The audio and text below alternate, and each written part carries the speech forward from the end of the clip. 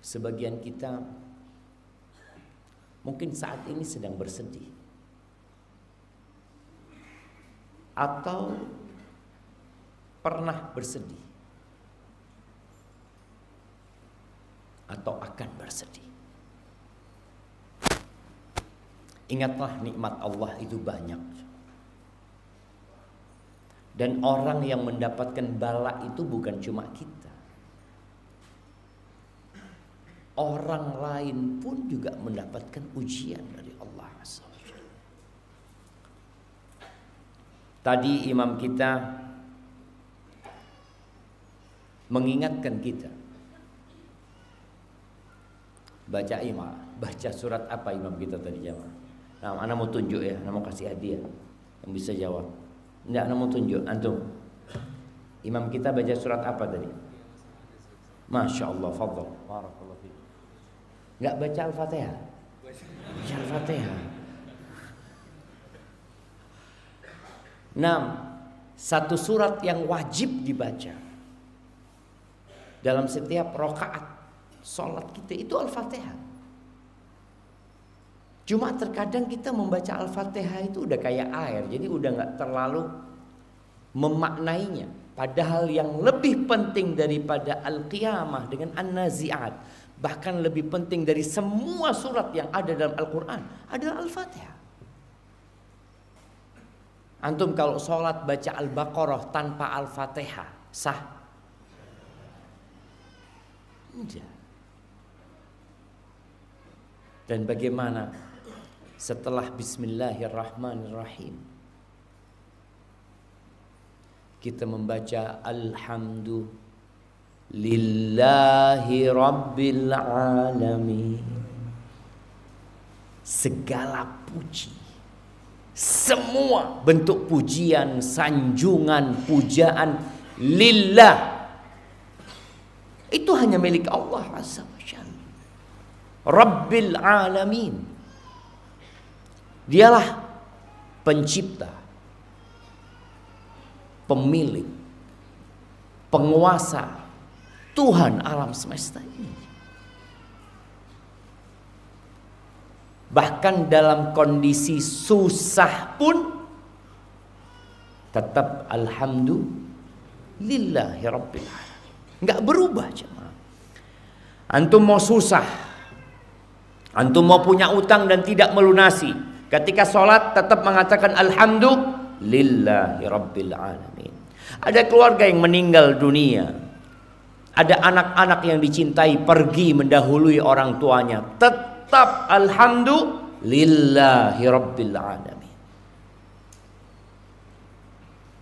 Karena kalau kita mau membandingkan antara nikmat yang Allah berikan kepada kita dengan tadi perkara-perkara yang membuat kita sedih, itu gak sebanding. Di surat Ibrahim ayat 34 Allah mengatakan wa atakum min kulli ma sa'altum. Dan Allah itu memberikan kepada kalian dari apa yang kalian pinta. Yang kita nggak minta aja dikasih sama Allah. Apalagi yang kita minta. Ingat, semua permintaan hamba itu dikabulkan sama Allah Azza wa Jalla, asalkan syarat dan ketentuan dipenuhi. Tapi jawaban dari doa-doa kita itu satu dari 3 hal. Siapa yang ingat?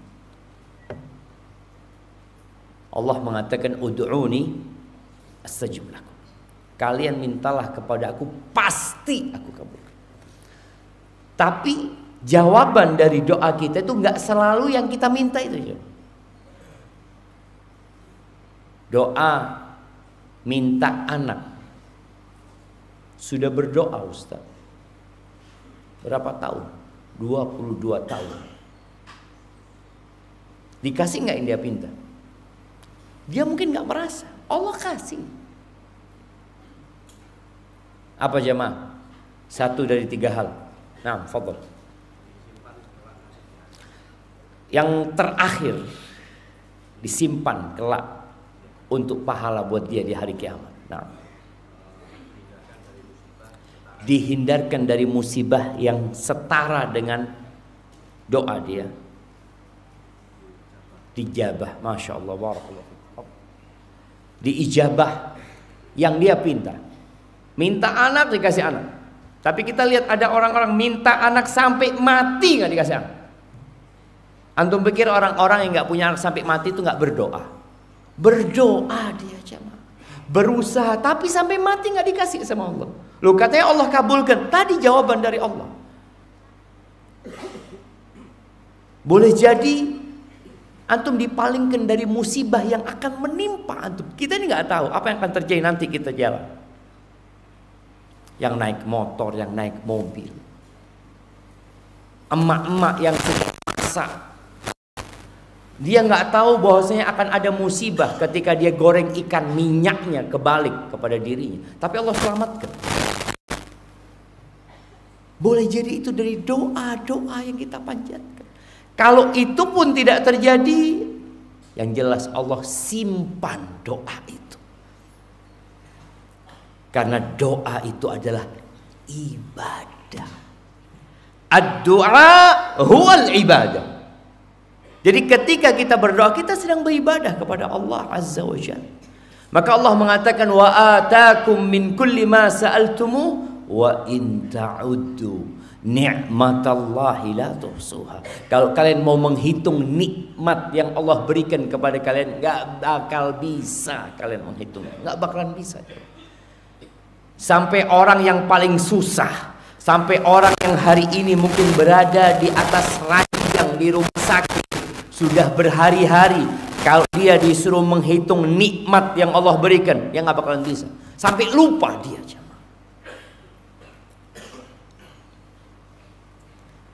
Memang kita ini perlu diingatkan.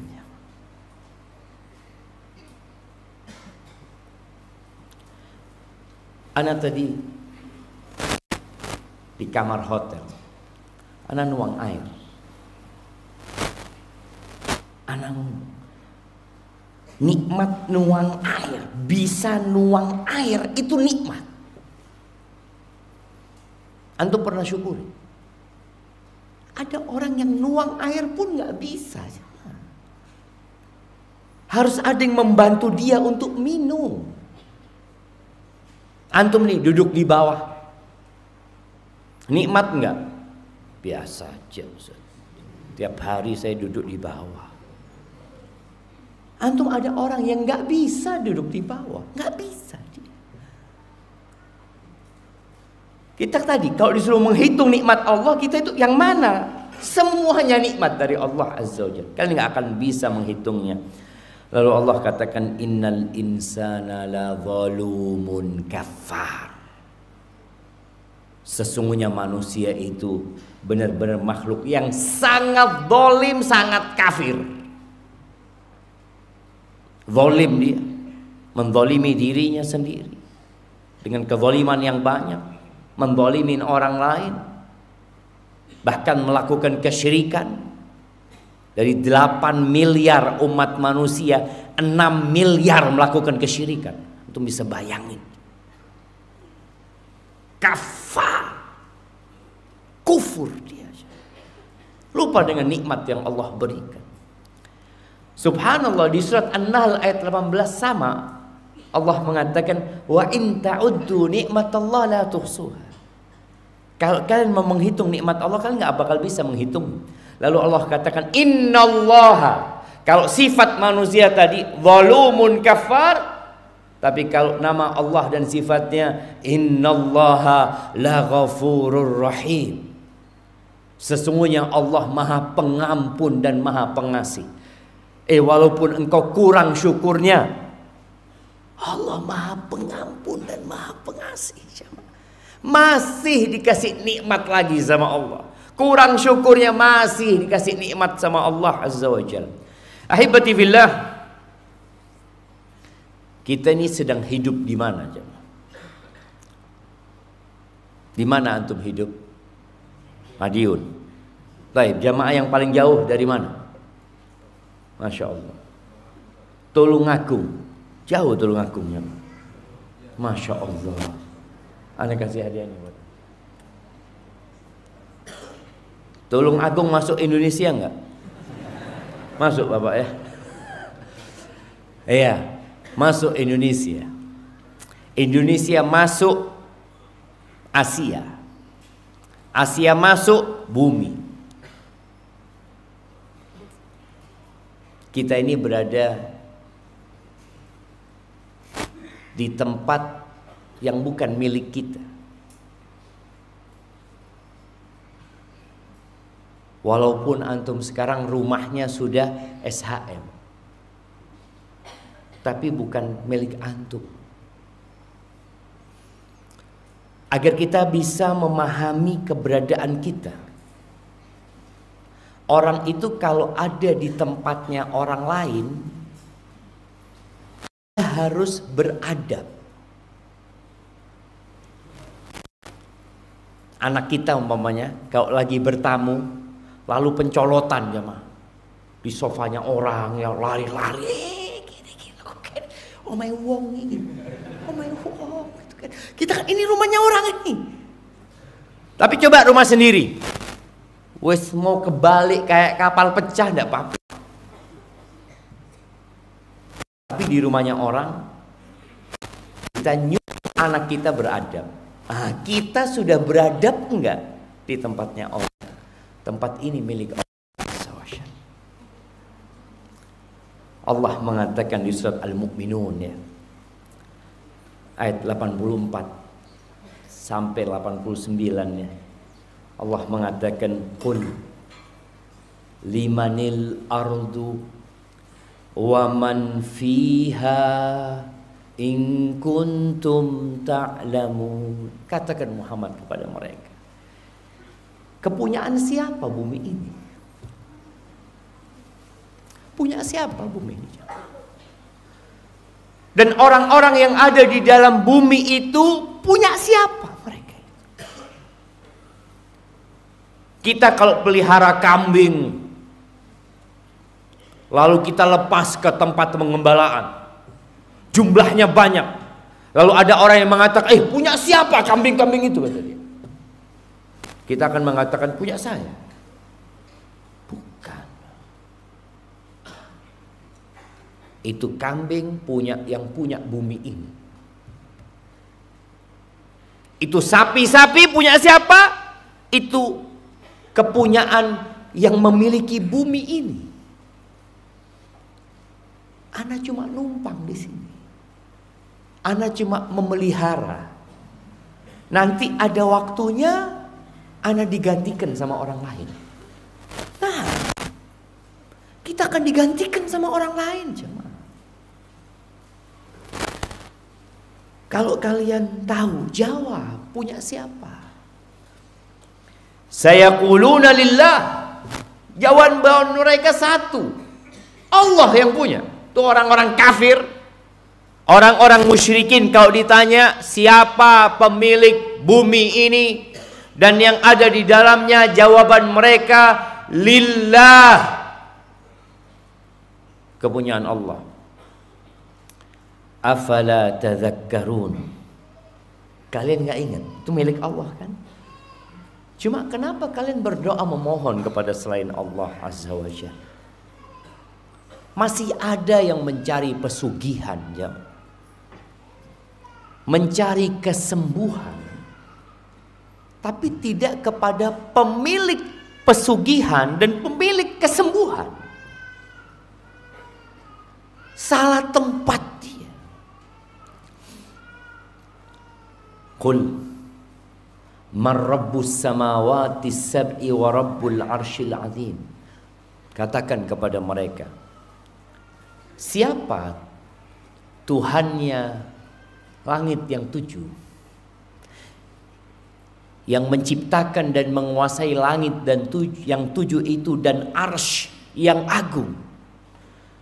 Sayaquluna lillah. Jawaban mereka sama, punya Allah semuanya itu. Qul afala tattaqun. Terus kenapa kalian nggak bertakwa sama Allah? Tiap hari melihat mentari itu terbit di ufuk timur. Kita melihat dia bergerak, berpindah, lalu tenggelam. Kita melihat bulan dan bintang-bintang di langit sana. Punya siapa itu? Lillah, kata mereka. Qul man biyadihi malakutu kulli syai. Katakan kepada mereka, siapa yang di tangannya kepemilikan segala sesuatu.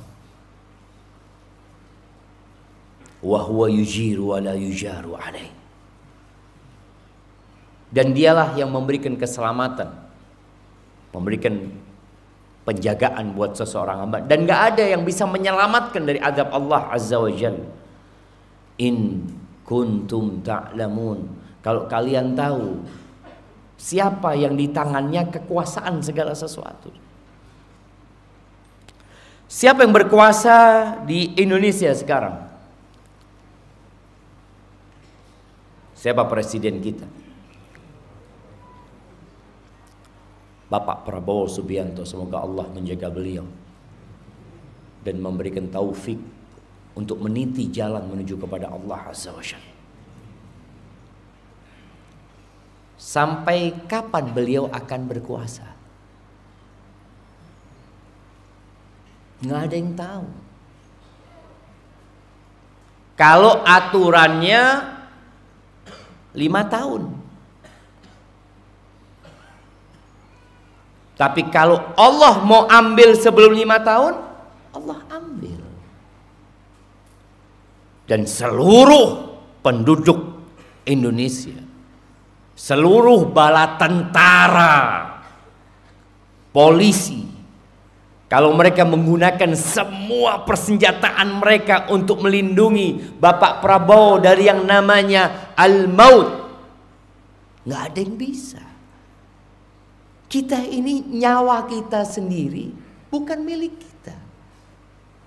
Siapa yang di tangannya kepunyaan, penguasaan segala sesuatu?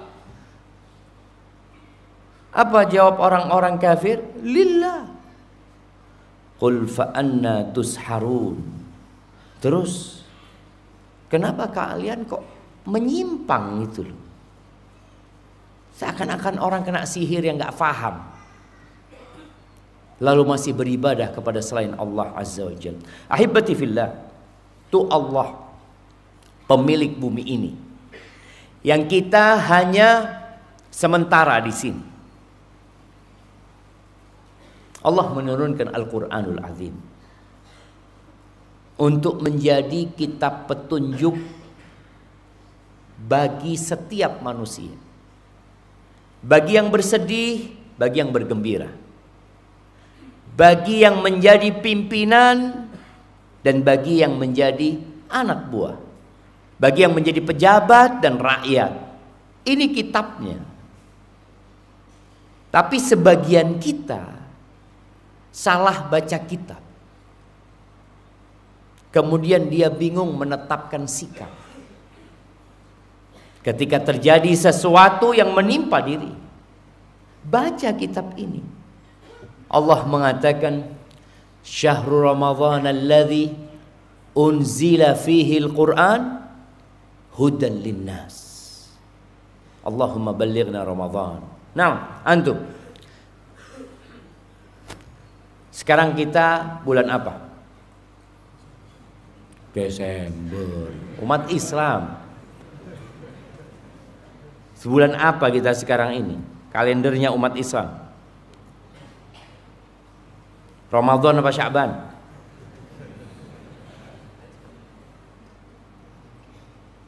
Belum Ramadan. Anak kasih hadiah karena tahu belum Ramadan. Naam, Allahumma ballighna Ramadan. Ya Allah, sampaikan kami ke bulan Ramadan. Kita tuh kalau tahu ini bulan apa, kita nggak akan ribut dengan urusan Natal, urusan Tahun Baru, nggak akan ribut. Karena itu kalendernya orang-orang Masehi. Kan disebutnya kalender Masehi. Masihi itu ya, Al-Masih itu Kristus. Pengikutnya Nabi Isa, tapi mereka menyimpang dari ajaran Nabi Isa alaihi salam. Itu kalender mereka. Umat Islam nggak perlu ribut seharusnya, karena kita masih di bulan Jumadal Akhir. Tanggal berapa kita? Tanggal 6. Tanggal 17. Astagfirullahaladzim. Iya, yang semangat ngomong 17 kasih buku nggak apa.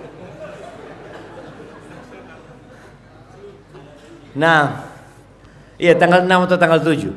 Nah, iya antara tanggal 6 sama 7 ya. Nah, Jumadal Akhir. Ono opo? Nah, ono apa-apa. Ya sudah, habis Jumadal Akhirah Rajab. Habis Rajab Sya'ban. Habis Sya'ban Ramadan. Dan subhanallah, bagaimana para salafus soleh itu mempersiapkan diri untuk Ramadan sejak bulan Rajab. Dikatakan bulan Rajab itu adalah bulan menanam, syahruz zara. Menanam yang mau dipetik di bulan Ramadan. Kita lihat petani itu sekarang nanam berapa bulan? 3 bulan kan? Jadi di bulan Rajab itu mereka mulai menanam. Di bulan Sya'ban mereka mulai menyirami, dipupuk, disiramin. Bulan Ramadan adalah bulan untuk petik hasil panen itu. Tapi sebagian kita nggak pernah tahu bulan Rajab. Taunya langsung bulan Ramadan. Kapan Ramadan? Insya Allah akhir Februari. Loh, kok iso? Bulan Ramadan ya bulan Ramadan. Kapan bulan Ramadan? Setelah bulan Sya'ban. Kapan bulan Sya'ban? Setelah bulan Rajab. Kapan bulan Rajab? Setelah bulan Jumadal Akhirah. Allahumma ballighna Ramadan. Semoga Allah menyampaikan kita ke bulan Ramadan.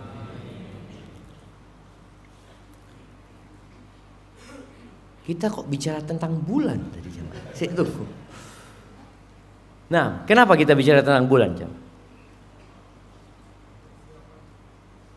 Persiapan. Nah, ya nanti kalau ingat anak kalau ada yang ingat diingatkan anak jemaah. Anak izin minum dulu. Bismillah.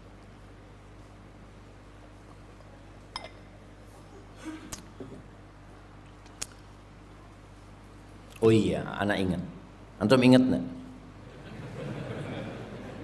Alhamdulillah setelah minum ingat jemaah. Kan tadi anak bacakan ayat syahrul Ramadan alladzi unzila fihil Quran hudal linnas. Petunjuk bagi umat manusia. Quran ini yang tadi anak sampaikan bahwasanya ada orang-orang yang ketika dia hidup dia salah baca kitab. Sehingga dia salah menentukan sikap ketika ada perkara yang harus dia hadapi. Anak mau kemana? Apa solusinya? Apa jalan keluarnya? Loh ada jalan keluarnya. Di mana? Di Al-Quranul Azim. Bagi orang yang bersedih di situ ada cara dia keluar dari kesedihan. Bagi orang yang bergembira di situ ada aturan tentang bagaimana ketika seorang gembira. Dan ketahuilah di surat Al-Mulk yang kita dianjurkan untuk membaca setiap malam berdasarkan beberapa hadis yang disahihkan oleh para ulama, yang insya Allah yang membaca surat ini akan diselamatkan dari azab kubur. Jumlahnya 30 ayat. 30 ayat kata Nabi SAW. Allah mengatakan di ayat kedua, alladzi Khalaqal mauta wal hayata liyabluwakum. Dialah Allah yang menciptakan kematian dan kehidupan. Subhanallah. Kenapa nggak disebutkan kehidupan kemudian kematian? Tapi Allah mengatakan al-maut. Karena kita dulu memang nggak ada. Bapak-bapak, ibu-ibu dulu nggak ada. Lalu jadi ada. Allah menciptakan kematian dan kehidupan. Dan kehidupan itu akan berakhir dengan kematian. Kemudian kematian itu akan berakhir dengan kehidupan yang tanpa batasan. Ya. Allah akan bangkitkan kita setelah kita mati. Kemudian Allah akan hidupkan kita dengan kehidupan yang tanpa batasan. Di surga atau di neraka. Ketika penghuni surga sudah di surga. Ketika penghuni neraka sudah di neraka. Sudah nggak ada ceritanya penghuni surga yang masih ada di neraka. Sudah selesai. Allah datangkan kematian dalam wujud domba. Lalu dikatakan kepada penghuni neraka, kalian tahu apa ini? Kalian, ya, al-maut, kata mereka. Lalu penghuni surga dipanggil, kalian tahu apa ini? Mereka, iya, al-maut. Lalu kematian itu disembelih, jamaah. Dikatakan kepada penghuni surga, khuludun bila maut atau wala maut. Kalian akan kekal, tidak ada mati. Dan penghuni neraka dikatakan kalian akan kekal dan tidak ada mati. Di situ yang di neraka tambah sedih, tambah susah, yang di surga tambah kebahagiaan mereka. Allah menciptakan kematian dan kehidupan ini liyabluwakum ayyukum ahsanu amala. Untuk menguji siapa di antara kalian yang paling baik amalan. Jadi tempat ini tempat ujian. Iya. Tempatnya bala, na'am. Tempatnya kesedihan, iya. Maka ketika penghuni surga masuk surga, apa yang mereka katakan? Alhamdulillahilladzi adhaba 'annal hazan. Mereka mengatakan segala puji bagi Allah yang telah mengusir dari kami yang namanya kesedihan, kesulitan, hilang sudah, alhamdulillah. Selesai. Tapi nanti itu di dunia enggak. Di sini tempat ujian. Bagaimana sikap kita menghadapi ujian? Kalau ujiannya itu adalah kenikmatan, maka syukur. Kalau ujiannya itu adalah sesuatu yang tidak kita inginkan, maka bersabar. Tapi sebagian kita hidup dalam kesedihan. Emangnya nggak boleh sedih, Ustaz? Nabi kan pernah sedih. Iya. Yang nggak boleh itu sedih yang berkelanjutan. Sedih ketika musibah itu menimpa, wajar. Dan ini penyakit hati. Sedih itu. Al-Imam Bukhari menceritakan kisah meninggalnya Ibrahim ibnu Muhammad sallallahu alaihi wasallam. Bagaimana Nabi sallallahu alaihi wasallam yang menggendong itu Ibrahim. Lalu beliau meneteskan air mata melihat anak yang ditunggu-tunggu sama beliau harus pergi meninggalkan dunia. Umurnya masih 16 atau 18 bulan.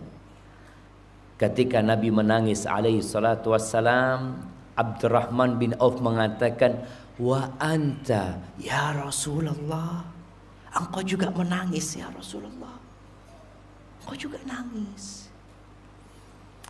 Faqala sallallahu alaihi wasallam, ya ibna Auf, innaha rahmah. Wahai putranya Auf, ini rahmat. Tetesan air mata dan kesedihan itu rahmat. Kemudian Nabi alaihi salatu wasallam mengatakan, innal aina la tadma'. Sesungguhnya mata meneteskan air. Subhanallah ya. Dari rahmat Allah, Allah kasih manusia itu air mata. Ini rahmat Allah jemaah. Yang katanya air mata itu ada jalurnya yang nyambung sama hati, sama jantung. Ketika kondisi hati atau jantung manusia ini bermasalah, dia sedih, maka ada air yang akan keluar jemaah. Dan itu kasih sayang Allah. Kalau dia nggak keluar, dikhawatirkan depresi, stres. Tapi keluar, lego jemaah. Hatinya itu jadi apa? Ya Allah, enak ya. Yang awalnya jantung itu dalam kondisi seakan-akan kerut gitu ya.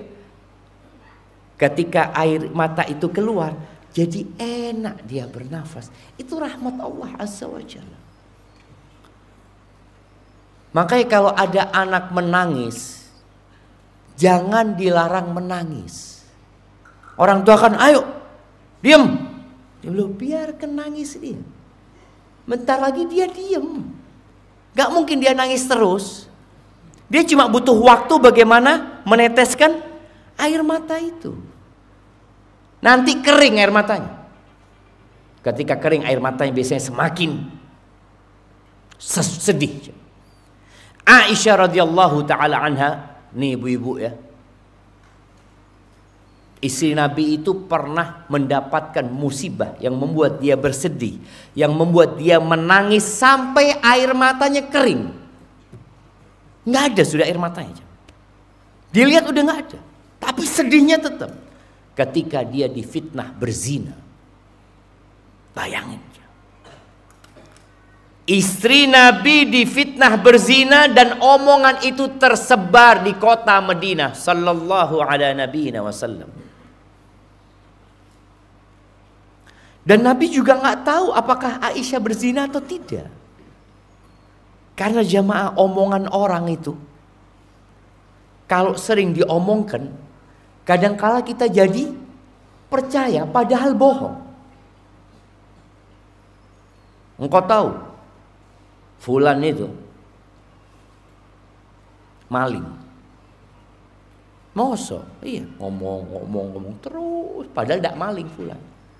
Karena tersebar satu kampung, iya anak katanya maling memang. Loh kamu, iya anak dengar juga maling. Akhirnya, oh koyoke maling. Padahal bukan maling.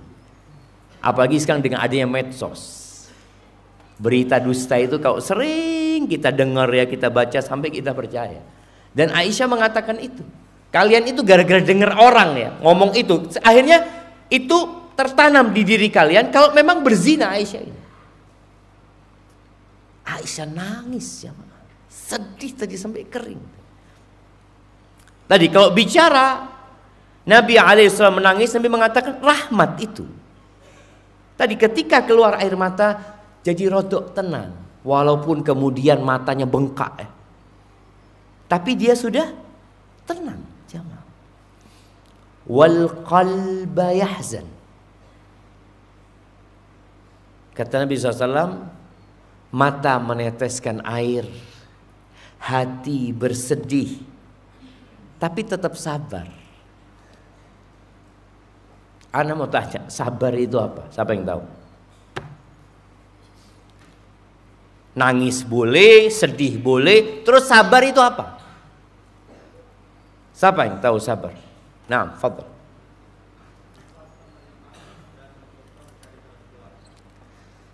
Menerima dan mencoba mencari jalan keluar. Kalau menerima itu sudah ridho, sudah di atasnya sabar, wis ridho. Enggak sabar pertanyaan. Jadi ketika menghadapi musibah itu ada 4 jamaah ya. Tingkatan yang paling rendah yang haram itu namanya jaza.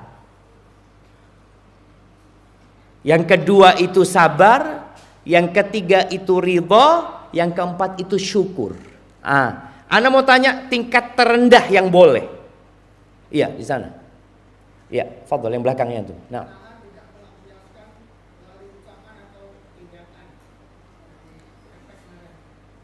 Tangan tidak melakukan. Oke, siap. Nggak apa, kasih hadiah. Iya, jadi sabar itu menahan diri untuk tidak melakukan tindakan baik dengan lisan atau dengan raga kita yang tidak diperbolehkan dalam agama, yang juga akal menolak orang melakukan itu. Itu sabar. Yang lebih tinggi lagi ridho. Sabar ini nahan, jemaah, nahan diri. Makanya Nabi SAW ketika air matanya menetes, hatinya bersedih, beliau mengatakan, wala naqulu illa ma yurdi rabbana. Kita tidak boleh mengatakan kecuali ucapan yang diridhoi Tuhan kita. Itu. Jadi sabar itu nahan diri, nggak ngomong.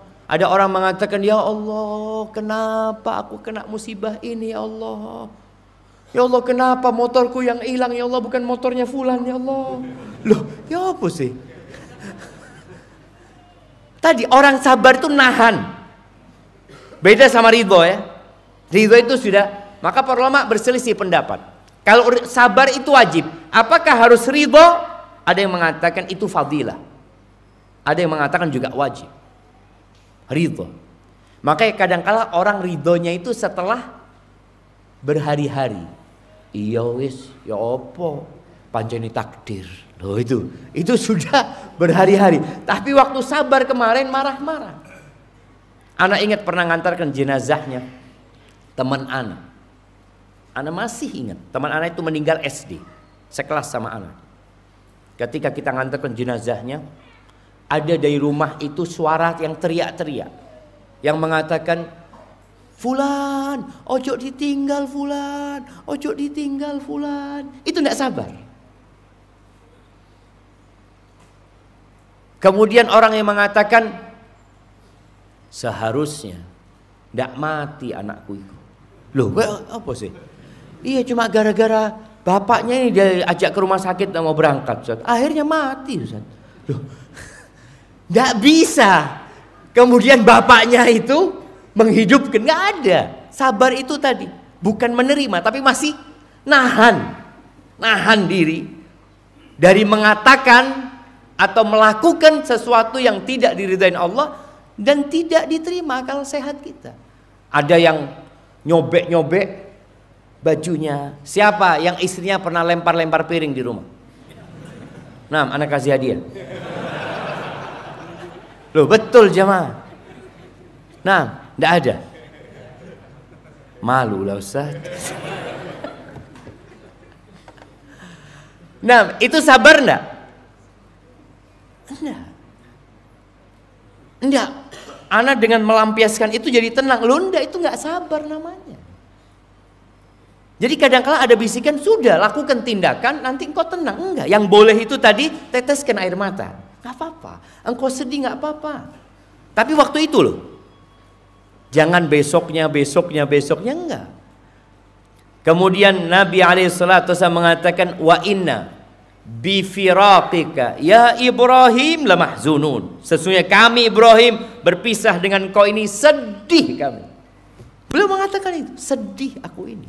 Nggak apa-apa. Tapi jangan berkelanjutan. Subhanallah, hibati fillah. Nabi itu berlindung dari kesedihan sallallahu alaihi wasallam.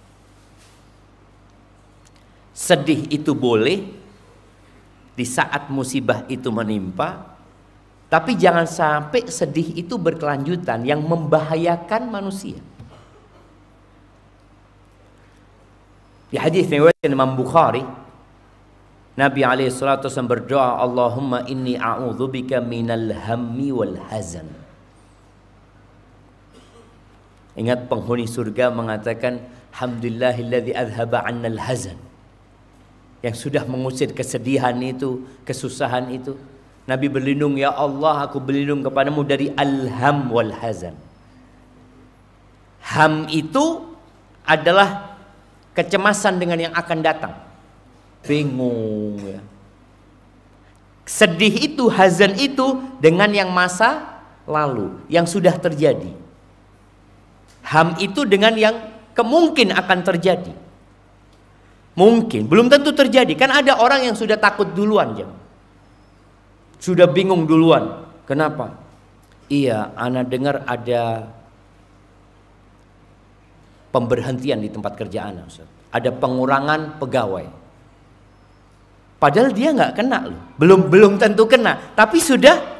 Itu sedih apa ham? Apa bahasa Indonesia? Cemas mungkin. Iya. Khawatir.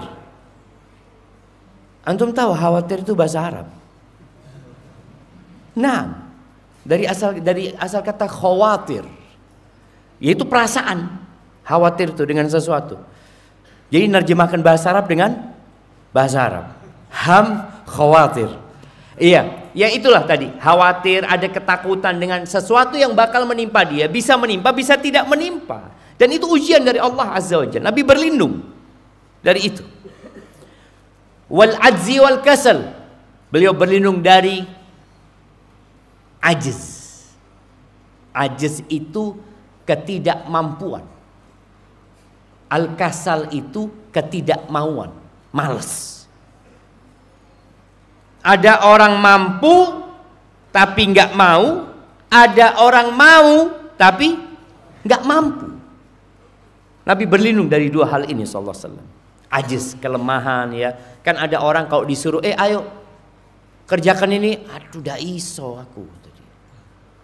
Dengar azan ke masjid yuk, nggak mampu. Nggak mampu apa? Iya, nggak tahu anak kalau ke masjid nggak mampu. Tapi kalau ke lapangan bola mampu anak. Antum lihat sebagian orang itu. Enggak, dia bukan nggak mampu, tapi nggak mau. Dia mampu tapi dia nggak mau. Kita perlu berlindung dari hal itu. Wal bukhli wal jubn, dan aku berlindung dari kebakhilan dan sifat pengecut. Wa dhala'id dain wa ghalabatir rijal, aku berlindung dari terlilit hutang dan ditindas oleh laki-laki. Ahibati fillah, Al-Imam Ibnul Qayyim rahimahullahu ta'ala, subhanallah, ketika beliau menjelaskan tentang kesedihan ini, beliau mengatakan setan itu ingin orang itu sedih.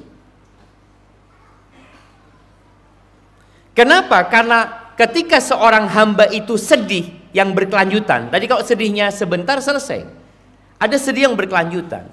Ketika dia bersedih kelanjutan itu, maka dia akan menjadi manusia yang tidak produktif. Selesai sudah. Orang kalau sedih itu gimana? Ayo makan, enggak enak mangan. Duh, ayo silaturahim, enggak wis. Sudah kamu silaturahim. Ayo kajian, enggak wis. Ana sedang sedih. Kenapa? Anak-anak meninggal, Ustaz. Kapan? Bulan lalu. Sudah sebulan. Lu ada lu. Orang yang itu yang sedih terus. Ngelihat baju anaknya ya, nangis dia. Boleh nangis, tapi nggak boleh sering-sering kayak gini. Udah selesai, engkau harus bangkit. Ibnu Qayyim memberikan percontohan tentang orang yang sedih itu. Orang yang sedih itu seperti orang yang ketinggalan rombongannya. Kalau orang itu umpamanya lagi dalam perjalanan bersama, dulu di padang pasir ya, di perjalanan panjang, atau sekarang lah, kita contoh sekarang, antum ketinggalan pesawat, sedih nggak? Sedih. Terus mau ngapain nanti? Anak ketinggalan pesawat, Ustaz. Loh iya, terus? Ya itu sedih anak. Iya terus. Sedih anak, Ustaz. Loh iya, terus mau ngapain gitu loh. Loh ayo, cari tiket lain gitu loh. Bukan kemudian nunggu pesawatnya mundur, Ustaz. Tidak bisa. Artinya kita harus menetapkan sikap kita. Ayo jalan sudah, cepetan antum. Kalau dulu umpamanya ketika kafilah itu naik onta, tahu-tahu nih orang ketinggalan, apa yang harus dia lakukan? Ya dia jalan cepetan, mungkin masih bisa ketemu sama rombongannya. Kalau tadi ketinggalan pesawat, dia cuma mau bersedih hati, tidak menetapkan sikap, selesai. Antum sampai bandara tutup masih di bandara. Kata pegawai bandara, "Mas, mau tutup bandaranya." "Iya, saya ketinggalan pesawat, Pak," kata dia. Loh, terus? Terus mau ngapain jemaah? Tadi orang yang bersedih, kalau sudah kesedihannya meliputin dia dan terus menerus, ya sudah, dia jadi orang yang gak produktif. Kalau seorang ibu ditinggal mati anak, kemudian sang ibu tenggelam dalam kesedihan, apakah dia akan melayani suaminya? Enggak. Ketika suaminya minta, "Ayo dek, sarapan." Loh, aku sedang bersedih. Ya, oke, hari pertama masak sendiri suaminya. Hari kedua, "Dek, ayo sarapan." Loh, aku sedang bersedih, Mas. Kira-kira suaminya kemana aja? Mikir, ya Allah, aku cuma duit siji kok ini, ya Allah. Makanya tadi jangan tenggelam dalam kesedihan, harus menetap sedih sudah, tapi kegiatan harus dijalankan. Di surat Al-Mujadilah ayat 10 Allah mengatakan, "Innaman najwa minasyaitan liyahzunal ladzina amanu." Najwa itu bisik-bisik keburukan ya, untuk merusak hubungan antara umat Islam, itu dari syaitan. Tujuannya apa? Membuat orang-orang beriman sudah bersedih, nggak ngapa-ngapain dia aja. Ahibati fillah, Rasulullah sallallahu alaihi wasallam mengajarkan kepada kita banyak doa. Maka buat yang sedang bersedih, ini sikap yang perlu diambil. Berdoa, meminta kepada Allah solusi.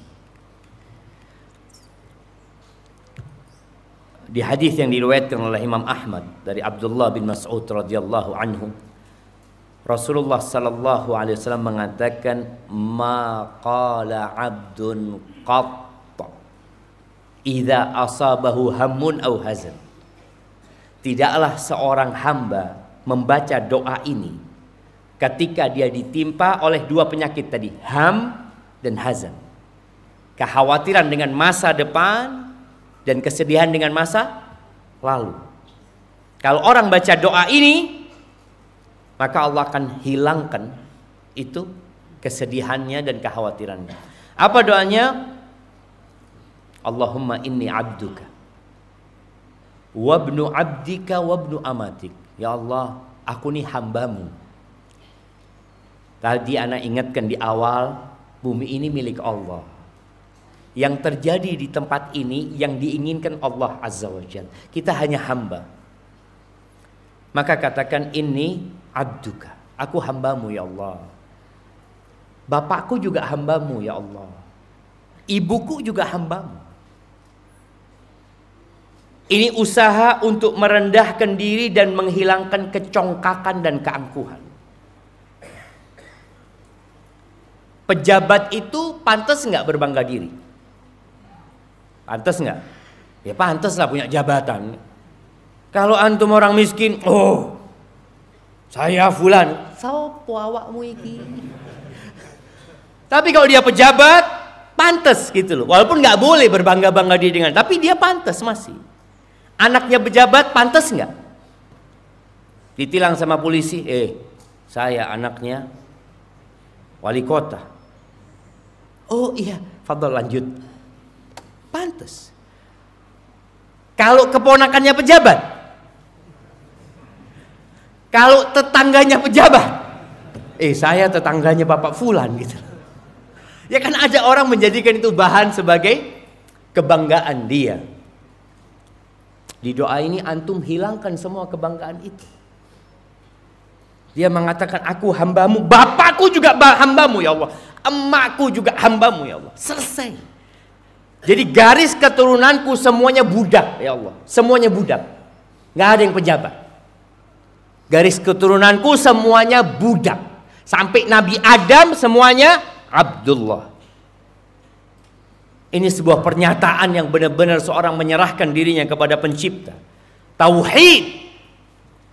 yang dia ungkapkan kepada Tuhan, mengatakan aku hambamu, bapakku juga hambamu, ibuku juga hambamu, nasiyati biyadik, ubun-ubunku ini ada di tanganmu ya Allah, madin fiyah hukmuk, keputusanmu pasti berlaku buat aku,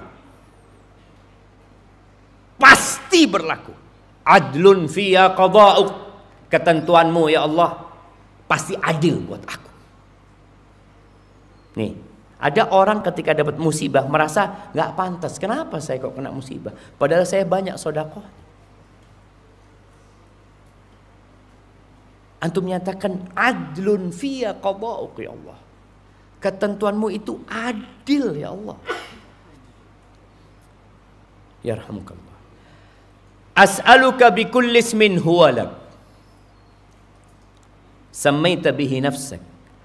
Au anzaltahu fi kitabik. Ya Allah, aku memohon kepadamu dengan nama-nama milikmu. Karena Allah nyuruh kita berdoa dengan asmaul husna. Allah mengatakan walillahil asmaul husna fad'uuhu biha. Berdoalah kalian dengan menggunakan asmaullahul husna itu. Ini Nabi mengajarkan doa, aku memohon kepadamu dengan semua namamu ya Allah, yang milikmu, yang engkau namakan dirimu dengan nama-nama itu, atau engkau turunkan dalam kitabmu, au 'allamtahu ahadan min khalqik, atau engkau pernah ajarkan kepada salah satu dari hambamu, au ista'tsarta bihi fi ilmil ghaibi 'indak, atau nama itu nggak ada yang tahu kecuali engkau ya Allah. Ini memohon dengan semua asma'ullahul husna. Ini yang namanya tawassul ya. Jadi awal itu semuanya tawassul tadi. Pernyataan aku hambamu, kemudian menyebut kebesaran Allah Azza wa Jal, menyebut ketentuan Allah, lalu mulai meminta dengan nama-nama Allah, lalu mengatakan apa yang diminta sih? Antaj'alal Qur'anal 'azima rabi'a qalbi. Aku minta ya Allah agar engkau jadikan Al-Qur'an Al-Karim, Al-Azim itu rabi'a qalbi. Rabi itu ada namanya musim Rabi, musim semi. Orang tuh senang dengan musim semi karena dia melihat daun-daunan mulai tumbuh. Jadikan Quran itu seperti itu di hatiku ya Allah. Jadi senangnya sama Quran. Wa nura sadri, dan cahaya di dalam dadaku. Kita tahu jantung itu ada di dalam dada. Quran itu jadi Rabi, jadi tempat yang menyenangkan buat hatinya, dan cahaya buat dadanya, wajilaa hazni wa dhahaba hammi. Dan bagaimana Quran itu bisa mengusir kesedihanku dan kekhawatiranku pergi. Kata Nabi SAW, barang siapa yang baca doa ini, illa adhaballahu hamma, melainkan Allah akan ganti kekhawatiran-kekhawatiran itu dengan ketenangan tentunya. Sudahlah, serahkan sama Allah. Wa abdala makana hazanihi farahan, au huznihi farahan. Allah akan ganti tempat sedihnya dengan kegembiraan. Ketika Nabi mengatakan itu, apa kata para sahabat? Ya Rasulullah, yambaghi lana an nata'allam haula'il kalimat. Kayaknya kita ini harus mempelajari doa ini ya Rasulullah. Kenapa? Karena hidup manusia di antara kesedihan dan kekhawatiran. Itu yang terjadi sama kita. Akan ada musibah yang menimpa, akan ada musibah yang ditakutkan akan menimpa kita. Berarti kita wajib nih, kita harus mempelajari doa ini. Apa kata Nabi SAW? Ajal, ya, seharusnya kalian mempelajari doa ini. Yanbaghi liman sami'ahunna ayyata'allamahunna. Harusnya orang-orang yang dengar doa ini, dia mempelajarinya. Maka ana minta kepada semua yang hadir di tempat ini untuk menghafal doa ini. Setelah menghafal, dia memahaminya. Setelah memahaminya, dia berdoa memohon kepada Allah Azza wa Jalla. Nanti pihak takmir masjid akan kirim doa ini dengan terjemahannya. Kemudian doa lain jamaah, insyaallah kita hafal doa ini. Diriwayatkan oleh Ahmad dan Abu Dawud dari Nufai' bin Harith bahwa Rasul sallallahu alaihi wasallam mengatakan da'awatul makrub. Jadi ada 3 perasaan manusia. Yang pertama sedih tadi untuk masa lalu. Ada ham, kekhawatiran dengan yang akan datang. Ada yang namanya al-karb. Antum kalau baca di hadis-hadis doaul kurb, al-karb umpamanya. Karb ini adalah perasaan dengan sesuatu yang sedang menimpa kita. Yang sedang menimpa. Kalau sedih kan sudah terjadi. Karb ini sedang di situ. Kita ini sedang punya masalah sekarang ini. Bukan sudah berlalu, enggak. Sedang menghadapi masalah itu. Maka doanya, Allahumma rahmataka arju fala takilni ila nafsi tarfata ain. Ya Allah, rahmatmu yang aku harapkan. Jangan berharap sama manusia. Soalnya memang kita itu kalau sedang punya masalah, kita sudah mikir siapa?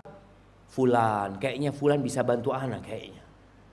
Oh kayaknya Fulan, lihat nomor HP-nya. Oh ini ada Fulan, anu WA. Itu ketika sedang tertimpa musibah, kita akan mikirkan manusia biasanya. Doanya lupa sama manusia. Allahumma rahmataka arju. Ya Allah, rahmatmu yang aku harapkan. Fala takilni ila nafsi tarfata ain. Jangan engkau serahkan aku kepada diriku sendiri sekedip mata pun. Jangan ya Allah. Wa aslih li sya'ni kullahu. Perbaiki urusanku semuanya ya Allah. La ilaha illa anta. Tauhid lagi. Nggak ada Tuhan yang berhak disembah kecuali Engkau ya Allah. Taib ahibati fillah. Itulah beberapa hal yang seharusnya kita pelajari. Karena antum akan mengalami kesedihan. Antum mungkin sekarang juga sedang bersedih. Antum juga mungkin sedang mengkhawatirkan sesuatu yang akan menimpa antum. Taib, mana punya waktu berapa menit lagi? Nah, kalau ada pertanyaan mungkin bisa dikirim ke depan sini jamaah. Barakallahu fikum.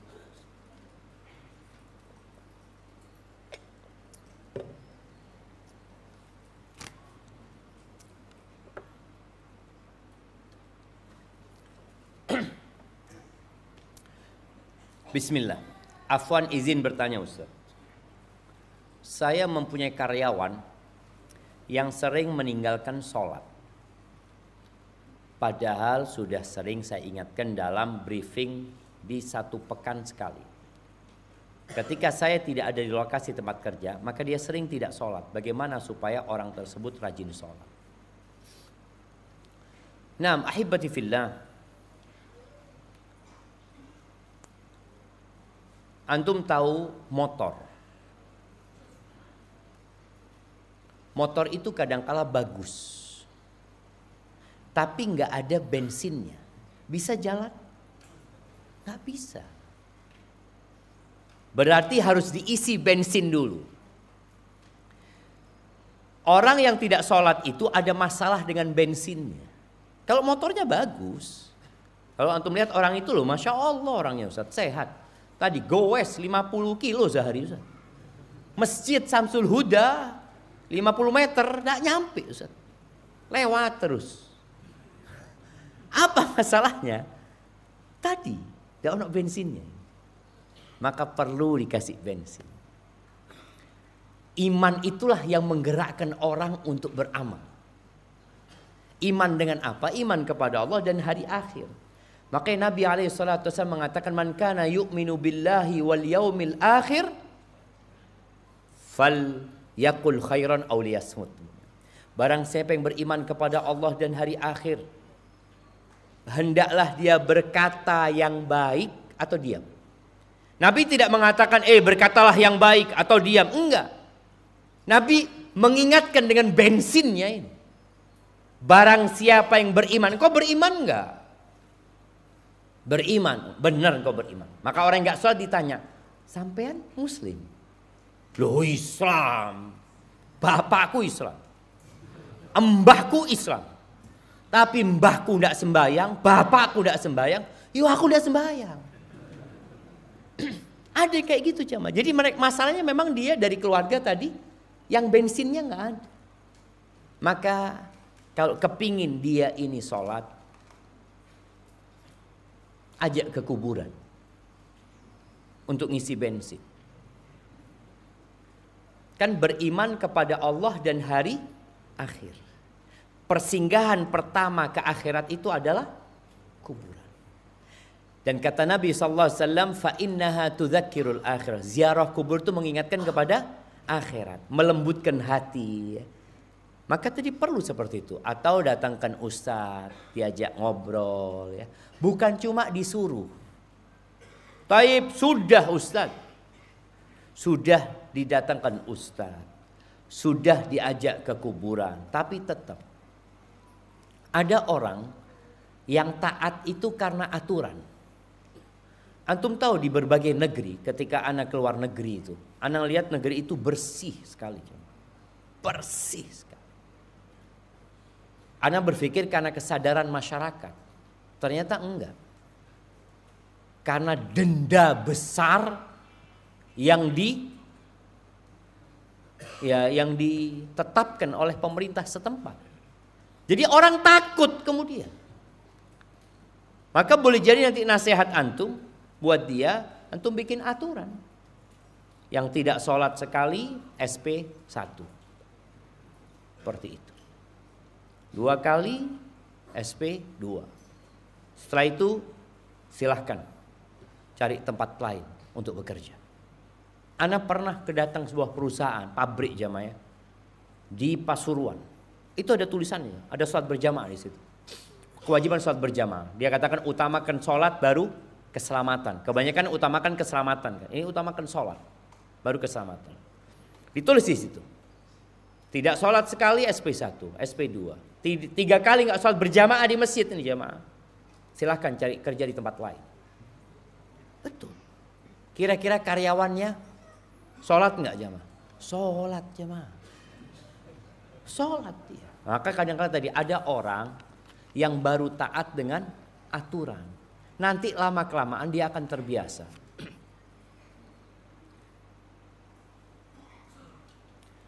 Bagaimana hukum mempekerjakan seorang non-muslim, mempunyai karyawan non-muslim, beragama Nasrani, jazakallah, nggak apa-apa. Cuma jangan ditaruh di posisi-posisi yang sebagai pemegang kebijakan. Nabi SAW punya pembantu Yahudi dulu. Ingat. Terus Abu Lu'lu'ah yang membunuh Umar, apa agamanya? Majusi. Jadi nggak apa-apa mempekerjakan mereka, tapi jangan sampai dia ada di posisi pemegang kebijakan nantinya. Karena dikhawatirkan akan berdampak kepada tadi sholatnya. Ketika dia pemegang kebijakan, udahlah urusan sholat nggak usah diurusin, kan itu urusan nafsi-nafsi antara dia sama Tuhannya. Kenapa kita urusin? Loh, itu urusan bos sama Allah memang. Semua atasan akan ditanya tentang anak buahnya. Rasul sallallahu alaihi wasallam mengatakan man ra'a minkum munkaran falyughayyirhu biyadihi. Barang siapa melihat kemungkaran hendaklah merubah dengan tangannya. Ini bukan urusan pribadi dia sama Allah. Iya betul sholat itu antara dia sama Allah. Tapi aku punya urusan sama Allah. Aku melihat orang gak sholat. Anak buahku kerja di tempatku. Aku gaji dia. Aku biarkan. Aku bakal ditanya sama Allah SWT. Izin bertanya Ustaz. Bagaimana agar tidak larut dalam kesedihan karena ibu meninggal? Tadi. Baca doa yang tadi. Baca doa. Kemudian ingatlah musibah antum dengan musibah ditinggalnya umat Islam oleh Rasulullah sallallahu alaihi wasallam. Gimana sedihnya umat Islam. Kemudian juga ketahuilah bukan hanya antum yang kehilangan ibunya. Orang-orang juga kehilangan ibu. Kita ini diciptakan untuk kehilangan segala sesuatu. Bukan cuma ibu kita. Apakah ada yang bisa menggantikan doa ibu? Jazakallah khair. Iya, doa ayahnya. Da'watul walid ya, doanya orang tua bukan hanya ibu. Kemudian antum yang sekarang harus memperbanyak doa buat ibu. Selesai sudah doa ibu. Memang ada doa-doa mustajab yang lainnya. Doa istri mustajab enggak jemaah? Doa istri itu, ana izin minum dulu. Kalau sudah ngomong istri berat jemaah. Ibu-ibu, doa istri itu mustajab kalau dia dizolimi sama suaminya. Karena doanya orang yang dizolimi itu mustajab. Antum jangan menzolimin istri antum, mustajab doanya dia. Iya, ketika dizolimi. Dan doa istri mustajab ketika dia jadi ibu untuk anak-anaknya. Dan doa istri mustajab ketika antara azan dan qomat. Ketika sujud. Ya bukan cuma istri Ustaz. Iya itu maksudnya. Kalau doa orang tua, Nabi menyebutkan sosok mustajab. Jadi ada kondisi yang mustajab, kondisi orang yang dizalimi, ada waktu yang mustajab. Tadi kita tahu beberapa waktu yang mustajab. Bagaimana menasehati orang tua yang sedang diuji sakit? Jika dinasehati sabar, beliau bilang, kamu kan tidak merasakan. Mudah bilang sabar. Kadang beliau berpikir sudah ibadah kok masih dapat sakit. Nah ini kan tadi jemaah yang dikatakan tidak sabar. Dia merasa nggak pantas. Dia mengucapkan ucapan yang di situ Allah nggak ridho sama dia. Ucapan ini biasa, wajar buat orang yang terkena musibah dan tidak sabar. Pernah Nabi alaihi salatu wassalam berjalan dengan para sahabatnya melihat ada seorang wanita nangis di kuburan. Kuburan anaknya. Nabi mendatangi wanita ini sallallahu alaihi wasallam mengatakan, Isbiri wahtasibi. Isbiri wahtasibi. Sabarlah engkau dan berharaplah pahala dari musibah ini. Artinya bagaimana musibah itu berubah jadi nikmat buat kita. Kita dapat pahala karena kita bersabar menghadapinya. Karena tidak ada satupun musibah yang menimpa seorang muslim sampai duri yang mengenai tangannya, melainkan itu akan menghapuskan dosanya dan mengangkat derajatnya. Tentunya ketika dia sabar menerima hal itu. Ketika perempuan ini ditegur sama Nabi SAW, dia nggak tahu kalau itu Nabi SAW. Apa kata dia? Ilaika anni fa innaka lam tusab bi musibati. Sana engkau, nggak usah ngurusin aku. Engkau ngomong kayak gini karena engkau nggak kena musibah seperti yang menimpaku. Ya sudah, sama Nabi SAW ditinggal. Karena udah dikasih nasihat. Ketika Nabi pergi SAW, sahabat ngasih tahu, hei itu Rasulullah tadi yang ngasih tahu. Kata dia, kabur dia jemaah ke rumahnya Nabi SAW. Dia mengatakan, ya Rasul, aku nggak tahu kalau tadi itu engkau gitu loh katanya. Apa kata Nabi SAW? Innamas sabru inda sadmatil ula. Sabar yang sebenarnya itu adalah ketika hempasan pertama aja. Awal musibah, apa yang antum lakukan? Itu orang akan ketahuan sabar. Tapi kalau setelah 2 hari, setelah 3 hari, enggak. Karena dia sudah biasa terkena musibah. Bahkan nanti tingkatnya mungkin akan sampai ridho dia. Tapi sabar yang sebenarnya ketika awal musibah. Apa yang antum mengatakan? Inna lillah wa inna ilaihi raji'un. Atau antum mengatakan, ya Allah, kok tegang kau ya Allah. Iya, ada yang mengatakan itu jemaah. Ana pernah ketemu dengan orang seperti itu. Jemaah haji dari negara lain. Dia itu naruh tas di toilet, kemudian keluar lupa. Ketika masuk lagi ke toiletnya, hilang tasnya. Terus dia mengatakan, ya Allah, kenapa engkau melakukan itu sama aku ya Allah? Aku ini datang haji ke sini ya Allah. Dia mulai mengungkit kebaikan dia. Seakan-akan dia nggak pantas kena musibah itu. Seperti yang disebutkan di pertanyaan ini. Aku kan sudah ahli ibadah. Oh, engkau tahu orang yang paling ahli ibadah itu Nabi Muhammad SAW. Itu dikasih penyakit sama Allah sampai pingsan sallallahu alaihi wasallam.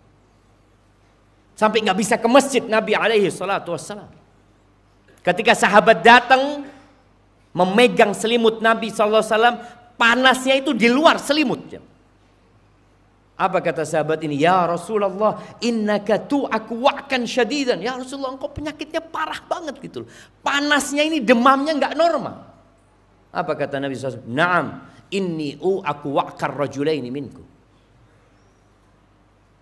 Demamku ini demamnya 2 orang dari kalian. Kata sahabat ini, kenapa ya Rasulullah? Apa karena engkau akan dapat pahala double? Iya, kata Nabi SAW. Jadi sampaikan kepada orang tua, orang yang paling besar balaknya itu adalah para nabi. Jadi ketika orang itu berpikir dia sudah beribadah kok masih dikasih musibah, engkau lihat bagaimana Nabi Ibrahim, bagaimana Nabi Nuh. Maka ingatkan orang tua dengan Nabi Ayub. Kata ayah, berapa tahun kena penyakit ini ayah? Supaya dia ingat dengan nikmat Allah. Ya sudah setahun. Terus ayah kasih sehat sama Allah berapa tahun? Diingatkan. Karena kita lupa dengan nikmat Allah. Kemudian bawa ayah untuk melihat orang-orang yang lebih parah penyakitnya. Sehingga itu juga akan menjadi hiburan buat dia. Assalamualaikum Ustaz, bagaimana cara berbakti kepada orang tua yang sudah meninggal? Yang pertama, jangan berhenti mendoakan. Berdoa memohon ampunan dan berdoa yang lainnya. Minta kuburan orang tua kita diluaskan. Minta supaya dikasih cahaya diterangi kuburan orang tua kita.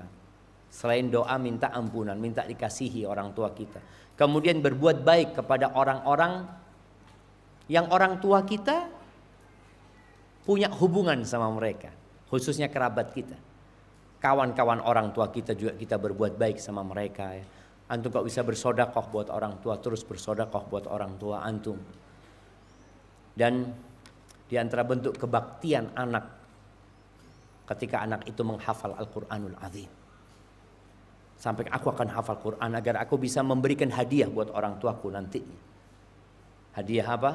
Pakaian yang indah, ya, mahkota buat orang tuanya. Barakallahu fikum.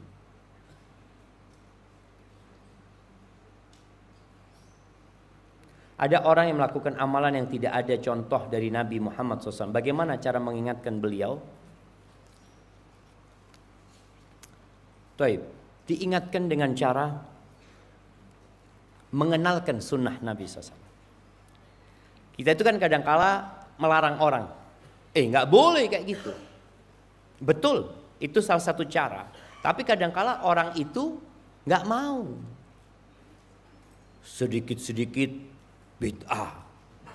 Iki bid'ah. Iku bid'ah. Terus mana yang nggak bid'ah? Nah, di sini pentingnya antum. Antum nggak perlu ngomong bid'ahnya, ceritakan sunnahnya. Nabi SAW tuh kalau ada musibah kayak gini. Supaya dia mencontoh, ini Nabi loh. Terus seperti ini. Soalnya orang kadangkala kalau ditegur itu marah. Maka caranya tadi, kenalkan dia dengan sunnah. Semoga dengan cara itu dia meninggalkan amalan-amalan yang tidak sesuai dengan sunnah Nabi SAW. Jamaah, itu mungkin yang dapat Anda sampaikan pada kesempatan kali ini. Jazakumullah khairan ya. Antum sudah hadir ke tempat ini subuh-subuh. Karena kajian subuh ini Ana lihat harus dibarengi doa sebelum tidur. Kadang-kala ada yang sambil ya perjuangan lah. Insya Allah ada rahmat Allah yang kita dapatkan di sini. Dan malaikat-malaikat juga hadir di kajian ilmu itu. Dan semoga Allah mengingat kita di sisi Allah Jalla Jalaluh. Iya, ada yang mau tanya? Anda lihat ada anak kecil di sana jamaah. Barakallahu fikum, subhanakallahumma wa bihamdika. Ashhadu an la ilaha illa anta astaghfiruka wa atubu ilaik.